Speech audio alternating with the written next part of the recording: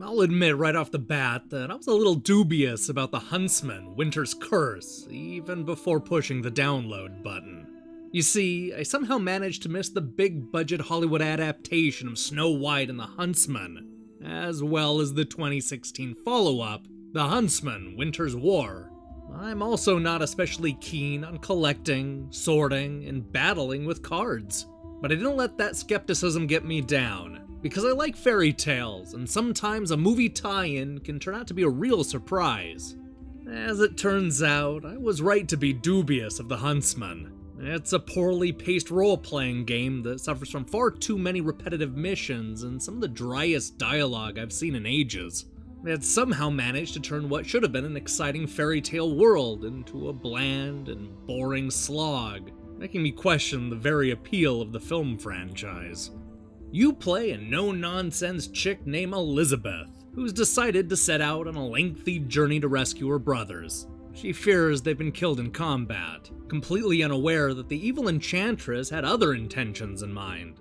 Elizabeth is ready to be taken seriously, and she knows that magical amulet around her neck will help guide her way and rescue her careless siblings. This sets up a predictable loop where our hero goes into a lengthy conversation, chooses a dialogue option, and then jumps into battle. Once you've defeated the enemies, you'll move on to another lengthy conversation, followed by another dialogue choice, and then more fighting. You'll occasionally jump into different quests, but they largely play out the exact same way. The good news is that the combat is engaging, even if it's a bit on the simple side. Instead of collecting and organizing decks of cards, you'll quickly discover that the different cards are associated with the various types of weapons, armor, and accessories. This couldn't be any easier, and it's great for those who love turn-based RPG battles, but don't want to bother with the headaches that go along with card games. For as much as I liked how streamlined the combat is, it simply isn't deep enough to stay compelling after hours of repetitive battles. It's not an exaggeration to say you'll fight the same groupings of enemies 4 or 5 times in a row, clumsily sewn together by long-winded conversations between Elizabeth and her various companions. Taking a page from modern episodic games, Winter's Curse forces players to make important decisions that will change how the journey plays out. While it's nowhere near as gut-wrenching as Telltale's Walking Dead, the decisions you make often come with serious consequences. For example, the actual Huntsman was barely in my adventure, but I got the impression that if I wasn't a complete jerk to him on our first meeting, he would have been a strong ally throughout the game. Beyond the repetitive battles and simplistic mechanics, the real problem ends up being the movie license. There's nothing fun or compelling about this world. It's a painfully generic slog through one bland background after another. This is a fairy tale world, yet the scenery is constantly drab and there isn't a single interesting location on the map. Without being constrained to the film series, the developers would have been able to create a much more colorful and vibrant world with likable characters. It doesn't help that the game's at least twice the length it needed to be.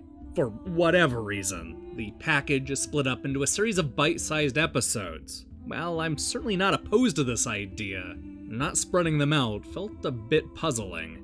I played them all at once, one right after another, and I couldn't shake the notion that every chapter was stuffed with filler. This led to so many conversations that were entirely unnecessary, only reinforcing my disdain for certain characters. There are only so many times I can listen to Elizabeth arguing with her half-raven, half-human companion about the moral ramifications of using magic.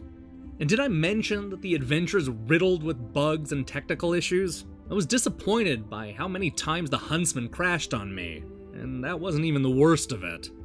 I ran into issues where I had to completely restart battles because I couldn't select any of the cards.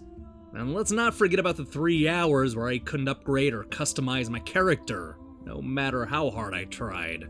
If this game's goal was to get me excited to run out and watch the movies, then I don't think The Huntsman Winter's Curse did its job.